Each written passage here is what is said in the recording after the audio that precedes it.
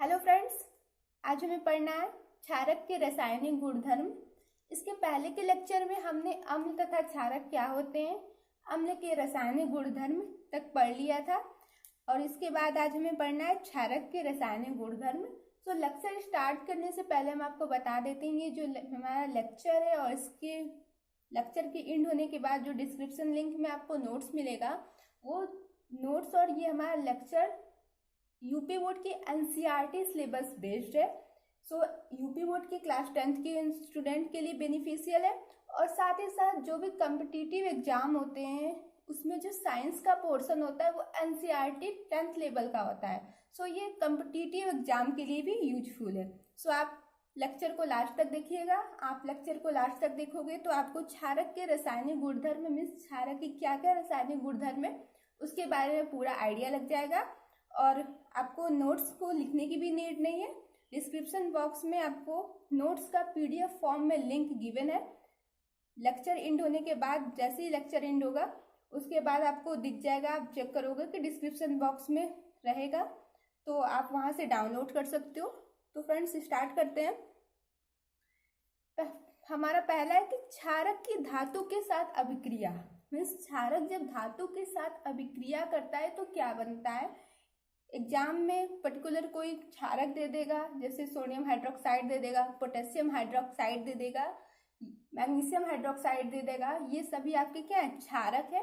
और जब क्षारक धातु के साथ अभिक्रिया करता है तो कोई भी सा भी धातु दे सकता है, तो आपका क्या रिजल्टेंट आएगा, मीन्स रिएक्शन करने के बाद क्या प्रोडक्ट बनेगा, क्या उत्पाद बनेगा, ये पूछता है। ठीक है, तो यहाँ पे हम लोग देख लेते हैं।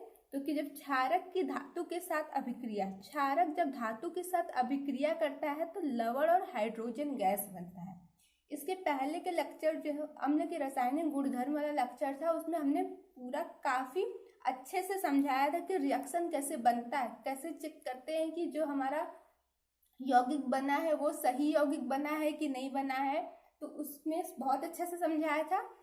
आप उसको भी एक बार देखने के बाद इस लेक्चर को देखोगे तो आपको और अच्छे से समझ में आएगा। तो यहाँ पे बताते हैं कि क्षारक की धातु के साथ अभिक्रिया करने पे क्या बनता है। तो क्षारक जब धातु के साथ अभिक्रिया करता है तो लवण और हाइड्रोजन गैस बनता है। ठीक है, वहां पे भी मैंने बताया था यहाँ पे कि आप जो भी अभिक्रिया लिख रहे हो, स्पेशली क्लास 10th के स्टूडेंट के, जो कक्षा 10 के विद्यार्थी हैं, उनको ये बात ध्यान देनी होगी कि जो भी आप अभिक्रिया लिख रहे हो आपको तो बोर्ड एग्जाम में पूरा लिखना होगा। कॉम्पिटिटिव एग्जाम वालों को तो बस टिक करना है आंसर, बट जो क्लास 10th के उनको तो लिखना है। अभिक्रिया जब वो लिखेंगे तो इस बात का ध्यान देंगे कि अभिक्रिया संतुलित होनी चाहिए। ठीक है, वैसे इतना इम्पोर्टेंट नहीं है, लेकिन आप संतुलित अभिक्रिया लिख देते हो तो आपका मार्क्स और बढ़ जाएगा, आप ज्यादा इंप्रेशन बना पाओगे एग्जामिनर के ऊपर। ठीक है ना, तो आप अभी से प्रैक्टिस करो कि जो भी अभिक्रिया आप लिख रहे हो वो संतुलित भी होनी चाहिए। ठीक है, तो यहाँ पे देखो, जब क्षारक धातु के साथ अभिक्रिया करता है तो लवण और हाइड्रोजन गैस बनती है। तो हम यहाँ पे क्षारक ले लेते हैं, कोई सा भी क्षारक ले सकते हैं। तो हम सोडियम हाइड्रोक्साइड, यहाँ को जो एग्जाम्पल दिया है उस एग्जाम्पल में सोडियम हाइड्रोक्साइड लिया है, तो उसी के बेस पे समझते हैं। सोडियम हाइड्रोक्साइड का जो रासायनिक सूत्र होता है वो NaOH होता है। प्लस अभिक्रिया करा रहे हैं, मीन्स दो प्रोडक्ट को मिला के, दो एलिमेंट को मिलाने के बाद ये अभिक्रिया होगी। तो यहाँ पे एक तो हम लोग क्षारक ले लिए सोडियम हाइड्रोक्साइड। अब हमें क्या लेना है, धातु लेना है। तो धातु में हम जिंक ले लेते हैं। ठीक, अब जब अभिक्रिया होगी तो अभिक्रिया के बाद क्या बनता है, लवण प्लस हाइड्रोजन गैस। तो सबसे अच्छा तरीका है, आपका कभी भी गलत नहीं होगा, कि लवण के अलावा जो भी बना है उसको पहले लिख लो। तो लवण के अलावा आपका क्या बनता है, हाइड्रोजन गैस बनता है। तो सबसे पहले हाइड्रोजन गैस लिख लो। यहाँ पे हाइड्रोजन गैस लिख लिया। और अब हमें पता है कि जो हाइड्रोजन गैस होती है वो क्या होती है, हाइड्रोजन की बनी होती है, तभी तो हाइड्रोजन गैस बोल रहे हैं। और साथ ही साथ ये द्विपरिमाणुविक होती है, स्वतंत्र अवस्था में नहीं रहती है, हमेशा इसके दो परमाणु साथ में मिलके अणु के फॉर्म में रहते हैं। ठीक है ना, तो हाइड्रोजन गैस है तो H सिर्फ नहीं लिख दोगे, हाइड्रोजन गैस आप ये सोच के नहीं लिख सकते हो कि हाइड्रोजन गैस है तो हाइड्रोजन का सिंबल बना दो, बस हाइड्रोजन गैस हो गया। तो ये रॉन्ग हो जाएगा, ये हाइड्रोजन को शो कर रहा है, हाइड्रोजन गैस को नहीं रिप्रेजेंट कर रहा है। बट यहाँ पे आपको क्या चाहिए, हाइड्रोजन गैस चाहिए ना, तो इसलिए यहाँ पे H2 लिख दिया। ठीक, अब हम क्या बोले थे, साथ ही साथ आपका अभिक्रिया जो हो वो संतुलित होना चाहिए। संतुलित क्या होता है, संतुलित होने का मतलब जो होता है अभिक्रिया, ये जो रिएक्शन का सिंबल है, ठीक है, इसके बाएं साइड यानी इस साइड जितने नंबर ऑफ एलिमेंट होंगे, जितनी संख्या में तत्व प्रेजेंट है, उतने ही संख्या में दाएं तरफ भी तत्व क्या होने चाहिए, प्रेजेंट होने चाहिए। ठीक है ना, तो यहाँ पे देखते हैं, यहाँ पे तो H2 बन गया, यानी हाइड्रोजन के कितने परमाणु है, 2 परमाणु है, बट यहाँ पे हाइड्रोजन कितना, 1 है। तो हमें क्या पता है, संतुलित करना है, यानी दोनों तरफ बराबर होना चाहिए, तो इसीलिए हम यहाँ पर 2 से मल्टीप्लाई करते हैं। यहाँ पे कोई भी नंबर नहीं दिया है, इसका मतलब यहाँ पे 1 है, और 2 का 1 में गुणा करोगे तो फिर से 2 ही आ जाता है, तो इधर हाइड्रोजन 2 हो गया, इधर भी हाइड्रोजन 2 हो गया। इसका मतलब हाइड्रोजन जो है वो क्या है, संतुलित है। अब हम क्या करते हैं, उसके बाद जो बचा है उसको साथ में लिख दो। सोडियम 2 है, Na2, फिर जिंक बचा हुआ है तो Zn, फिर ऑक्सीजन देखो यहाँ पे 1 है और 2 से मल्टीप्लाई हुआ यानी 2, तो ऑक्सीजन भी 2 हो गया, Na2ZnO2। ये जो Na2ZnO2 प्लस H2 ये हमारा बना, यहाँ पे भी लिखे हुए हैं कि क्या बनता है, जब सोडियम हाइड्रोक्साइड जिंक के साथ अभिक्रिया करता है तो Na2ZnO2 और हाइड्रोजन गैस बनता है। ये एरो जो ऊपर के दिशा में है ये क्या बता रहा है कि गैस है, और AQ जो बगल में लिखे है वो एक्वस सॉल्यूशन मतलब जलीय विलयन को बता रहा है। ठीक, और ये Na2ZnO2 जो है वो उसको हम लोग क्या बोलते हैं, सोडियम जिंकेट। ठीक है, हमने जब अम्ल के रासायनिक गुणधर्म में अम्ल की धातु के साथ अभिक्रिया पढ़ी थी, तो अम्ल जो था वो बहुत सारे धातु के साथ अभिक्रिया कर रहा था, लेकिन क्षार के लिए कंडीशन है, ये क्षारक के लिए कंडीशन है। क्षारक और क्षार एक ही होता है, एक ही होने का मतलब एक ही कैटेगरी से बिलोंग करता है। ऐसे क्षारक जो जलीय विलयन में घुलनशील होते हैं वो क्षार होते हैं। ठीक है, तो यहाँ पे हम क्षारक और क्षार बोल दे रहे हैं, तो मतलब दोनों एक ही कैटेगरी से बिलोंग कर रहा है, बस जलीय विलयन में घुलनशील होने के आधार पर दोनों को थोड़ा सा अलग कर दिया गया है। ठीक है, तो क्षारक के प्लेस पे क्षार भी बोल सकते हैं, वो सही है। तो यहाँ है, क्षारक सभी धातु के साथ अभिक्रिया करके लवण व हाइड्रोजन गैस नहीं बनाता है। मतलब क्षारक के लिए क्या है, लिमिटेशन है, सीमित कंडीशन है, उस सीमित कंडीशन में ही वो धातु के साथ अभिक्रिया करके लवण और हाइड्रोजन गैस बना सकता है। बट अम्ल वाले में जब हमने पढ़ा था तो अम्ल के लिए ऐसा कोई भी कंडीशन नहीं था। ठीक है, तो ये आपको ध्यान रखना है कि क्षारक जो होते हैं वो सभी धातु के साथ अभिक्रिया करके लवण और हाइड्रोजन गैस नहीं बनाते हैं, वो कुछ धातुओं के साथ ही क्रिया करके लवण और हाइड्रोजन गैस बनाते हैं। ठीक है फ्रेंड्स, को समझ में आ गया होगा। अगर समझ में नहीं आया होगा तो आप कमेंट सेक्शन में मुझे कमेंट करिएगा, आपको सॉल्यूशन मिल जाएगा। जहाँ भी कहीं भी आपका डाउट होगा वो डाउट क्लियर हो जाएगा। अब हमारा नेक्स्ट है क्षारक की अम्ल के साथ अभिक्रिया। इसी को क्या बोलते हैं, उदासीनीकरण अभिक्रिया।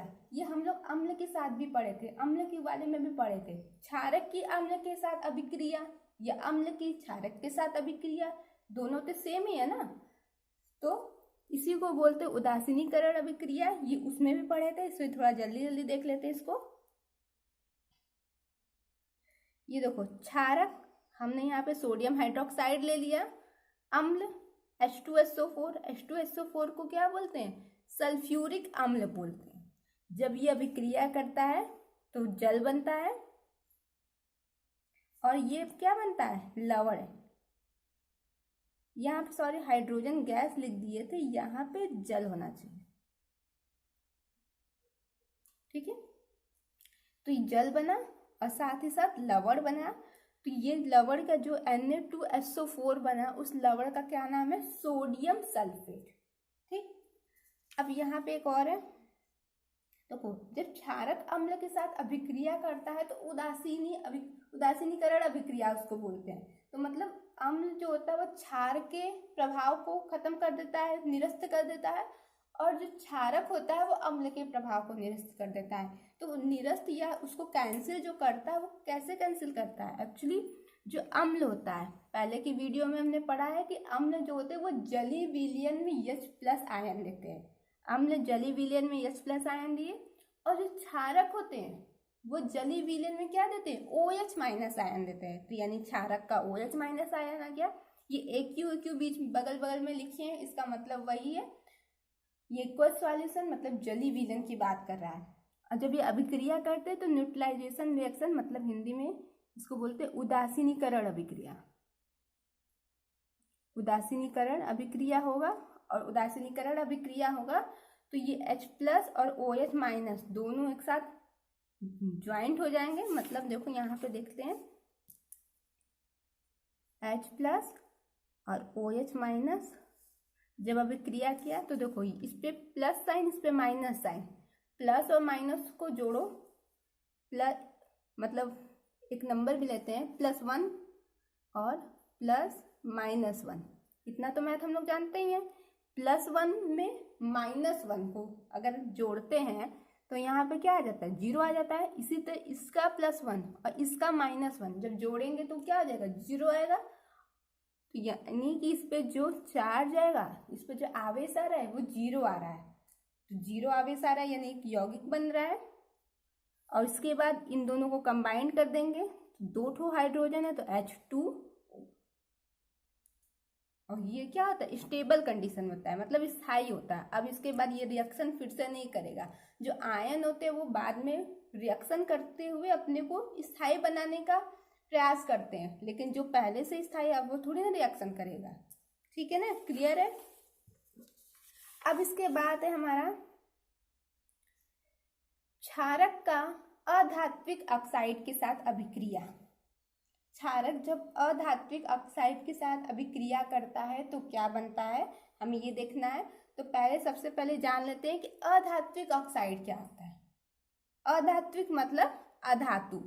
अधातु का जो ऑक्साइड होगा उसी को हम लोग बोलते हैं अधात्विक ऑक्साइड। अब ये अधातु का ऑक्साइड क्या है इसके बारे में अभी सोचना नहीं है, अभी हम लोग आगे के चैप्टर में पढ़ेंगे। बस यहाँ पे रिएक्शन आ गया, अभिक्रिया के बारे में पढ़ना है, उसके रासायनिक गुणधर्म को जानना है। तो बस यहाँ पे समझ लेते हैं कि अधात्विक ऑक्साइड है, मतलब अधातु का ऑक्साइड है। ठीक है? तो जब क्षारक अधात्विक ऑक्साइड के साथ अभिक्रिया करता है तो भी क्या बनता है? लवण और जल बनता है। यहाँ पे अभिक्रिया करने के लिए देखो क्षारक ले लेते हैं। क्षारक कैसे पहचानेंगे? कहीं पर भी लिखा है कि कुछ भी लिखा है, कैसे जान जाएंगे कि वो क्षारक है? उसमें OH होना चाहिए। OH अगर है, मैक्सिमम केस में OH देखकर आप जान जाओगे कि वो क्षारक है। ठीक है ना? तो आपको यहाँ पे क्षारक चाहिए तो हम यहाँ पे ले लिए कैल्शियम हाइड्रोक्साइड।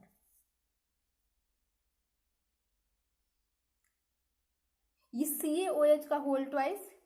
कैल्शियम हाइड्रोक्साइड का ये फॉर्मूला कैसे होता है, इसका रासायनिक सूत्र हम लोग CaOH का होल ट्वाइस क्यों लिखते हैं, ये क्लास 9th का है। ठीक है? आप एक बार उसको भी रिवाइज कर लेना तो आपको और अच्छे से समझ में आएगा। ये CaOH का होल ट्वाइस, इक्वस मतलब जलीय विलयन है। अब किसके साथ रिएक्शन करा रहा है? अधात्विक ऑक्साइड। ऑक्साइड मतलब उसमें ऑक्सीजन होना चाहिए, और अधात्विक मतलब अधातु। हम लोग को पता है कार्बन क्या होता है? अधातु होता है। नहीं पता है तो अभी बस जान लो कि अधातु होता है। कैसे अधातु होता है वो आगे पढ़ोगे। ठीक है? CO2। तो यहाँ पे CO2 अब जब अभिक्रिया करेगा तो क्या बनता है? लवण और जल बनता है। लवण और जल, तो हम क्या बोले थे? सबसे पहले लवण के अलावा जो भी बन रहा है उसको लिख लो। जल बन रहा है तो जल को लिख लिए प्लस। उसके बाद अभिक्रिया को संतुलित करो। हाइड्रोजन यहाँ कितना है? 2 है। यहाँ पे हाइड्रोजन 2 है, यहाँ पे भी हाइड्रोजन 2 है, मतलब हाइड्रोजन तो यहाँ पे संतुलित है। ठीक? अब उसके बाद जो बच रहा है ये देखो थोड़ा सा स्पेशल केस है। यहाँ पे क्या बन जाएगा? CaCO3 बनता है। अब CaCO3 बन गया तो अब चेक करो, यहाँ पे कैल्शियम 1 है। Ca मतलब कैल्शियम, Ca कैल्शियम यानी कैल्शियम 1 है, तो यहाँ पे भी कैल्शियम 1 है। C क्या शो करता है? कार्बन को बताता है। कार्बन का जो सिंबल होता है मतलब कार्बन का जो किससे दिखाते हैं उसको सी अक्षर से दिखाते हैं। तो यहाँ पे कार्बन का है, तो यहाँ पे कार्बन एक है, यहाँ पे भी कार्बन एक है। अब ऑक्सीजन को देखो, यहाँ पे ऑक्सीजन क्या है 2 और इधर भी 2, तो ऑक्सीजन इधर कितना है 4 और इधर देखो 3 और 1 4, ऑक्सीजन भी 4। तो यानी जब कैल्शियम हाइड्रोक्साइड को अधात्विक ऑक्साइड मतलब इसको कार्बन डाइऑक्साइड बोलते हैं और इसको क्या बोलते हैं कैल्शियम हाइड्रोक्साइड के साथ जब अभिक्रिया कराते हैं तो CaCO3 बनता है। इस CaCO3 को बोलते हैं कैल्शियम कार्बोनेट। देखो यहाँ लिखे भी है, CaCO3 को बोलते हैं कैल्शियम कार्बोनेट। अब यहाँ पे CO2 के नीचे लिखे अम्लीय प्रकृति। अब यहाँ पे अम्लीय प्रकृति लिखने का क्या मतलब था, CaOH का होल ट्वाइस यानी OH है, ये तो बता दे रहा है कि ये क्षारक है। और हम लोग ऊपर जानते हैं, उस अभी जस्ट ऊपर वाले में पढ़े हैं कि क्षारक जब अम्ल से क्रिया करता है तब लवण और जल बनता है। बट यहाँ पे क्षारक अधात्विक ऑक्साइड से क्रिया कर दिया तब पर भी लवण और जल बन गया। इसका मतलब जो ये जो अधात्विक ऑक्साइड था वो अम्लीय प्रकृति का होगा ना, अम्लीय प्रकृति वाला ही यौगिक तो क्षारीय प्रकृति वाले यौगिक को कैंसिल करता है, उसके प्रभाव को कैंसिल करके लवण बनाता है। तो अगर ये क्षारीय प्रकृति है इसका मतलब इसमें क्या होना चाहिए, अम्लीय प्रकृति होना चाहिए। तो यहाँ से हमें क्या पता चल गया कि जो अधात्विक ऑक्साइड होते हैं वो अम्लीय प्रकृति के होते हैं। और वैसे ही अम्ल के रासायनिक गुणधर्म वाले में हमने देखा था जो धात्विक ऑक्साइड होते हैं वो किस प्रकृति के होते हैं, क्षारीय प्रकृति के होते हैं। इतना क्लियर है? आपको नहीं समझ में आएगा तो आप एक बार वीडियो को और देखना, आपको क्लियर हो जाएगा। इसके पहले के लेक्चर को देखने के बाद इसको देखोगे तो भी और अच्छे से क्लियर होगा। और फिर भी समझ में नहीं आएगा तो आप कमेंट सेक्शन में मुझे कमेंट करना, मैं ज़रूर रिप्लाई करूँगी, ठीक है। अब देखो CaCO3 के नीचे लिखा है चूना पत्थर, संगमरमर, चाक, एक्सेल्स मतलब अंडे गोले, इसके नीचे लिखा है। इसके नीचे लिखने का क्या मतलब है, इसके नीचे लिखने का मतलब है ये जो चूना पत्थर होता है या फिर संगमरमर होता है या फिर चाक होता है, ये जो अंडा होता है उसका जो बाहर का जो छिलका होता है वो किसका बना होता है, वो कैल्शियम कार्बोनेट का बना होता है। अब हम बोलेंगे देखने में तो सब अलग अलग होता है, कैसे एक ही से बन गया, तो वो कैल्शियम कार्बोनेट का अपरूप है, अलग अलग रूप में है। अपरूप क्या होता है, जब एक ही यौगिक एक ही तत्व अलग अलग रूप में मिलता है तो उसी को क्या बोलते हैं, अपरूप बोलते हैं। तो यहाँ पे भी ना कैल्शियम कार्बोनेट अलग अलग रूप में मिल रहा है, तो ये सभी जो हम एग्जाम्पल यहाँ लिखे हैं वो कैल्शियम कार्बोनेट के अपरूप हैं, ठीक है। अब इसके बाद देखना हमें क्षारक जलीय विलयन में विद्युत के सुचालक होते हैं। अभी हम बात बोल दिए कि क्षारक जलीय विलयन में विद्युत के सुचालक होते हैं। अब कैसे जानेंगे, इसको प्रूफ करना पड़ेगा ना। तो प्रूफ करने के लिए हम जानते हैं कि विद्युत के सुचालक मतलब क्षारक से इलेक्ट्रॉन, विद्युत के सुचालक होने का मतलब क्या, इलेक्ट्रॉन जल्दी से फ्लो कर पाए, इजीली प्रवाहित हो पाए, तभी तो सुचालक बोलेंगे। सुचालक का मतलब क्या होता है, जिसमें इलेक्ट्रॉन आसानी से प्रवाहित हो जाता है वो क्या होता है, सुचालक। अब क्षारक जलीय विलयन में विद्युत के सुचालक होते हैं। कैसे सुचालक होते हैं उसको देखते हैं। क्षारक कोई भी क्षारक ले सकते हैं, तो यहाँ पे हमने क्या ले लिया, सोडियम हाइड्रोक्साइड ले लिया। इसका जब रिएक्शन कराएंगे AQ ले लेते हैं, AQ कर देते हैं, इसका मतलब होता है जलीय विलयन। तो ये क्या बन जाएगा Na+ OH-। इस पे भी चार्ज आ गया ना, आवेश आ गया, यहाँ पे धनात्मक आवेश, यहाँ पे ऋणात्मक आवेश। जब आवेश आ गया तो वो क्या करेगा, विद्युत को मतलब इलेक्ट्रॉन को आसानी से प्रवाहित होने देगा और विद्युत का सुचालक बन जाएगा, ठीक है। सो अगर आपको मेरा लेक्चर अच्छा लगा हो तो वीडियो को लाइक एंड शेयर करिएगा और चैनल को सब्सक्राइब एंड बेल आइकन को प्रेस करना बिल्कुल भी मत भूलिएगा। और चैनल जो वीडियो है उसको शेयर करिएगा जिससे से अधिक लोग इसका बेनिफिट ले पाएँ। और ये सबसे ज़्यादा इम्पोर्टेंट उन स्टूडेंट के लिए जो कहीं भी कोचिंग नहीं करते हैं। कोचिंग अगर करते हो तो आपको वहाँ जो भी टीचर पढ़ा रहा है तो वो आपको क्या करेगा, प्रॉपर गाइड कर देगा। बट आप अगर कोचिंग नहीं कर पा रहे हो किसी भी रीजन से, तो आपको क्या करना होगा, प्रॉपर गाइडेंस चाहिए होता है, कोई आपको बताए कि कैसे क्या समझना होता है, तो सिर्फ अगर आप रट लोगे एग्जाम में पास हो जाओगे, जैसा भी मार्क्स आ गया, बट उसके बाद क्या होगा, आगे आगे के क्लास में पढ़ने मतलब 11th-12th में आपको क्या होगी, प्रॉब्लम होने लगेगी। आप तो सीख जाओगे, बस रट के लिख दो, कैसे हुआ पता ही नहीं रहेगा।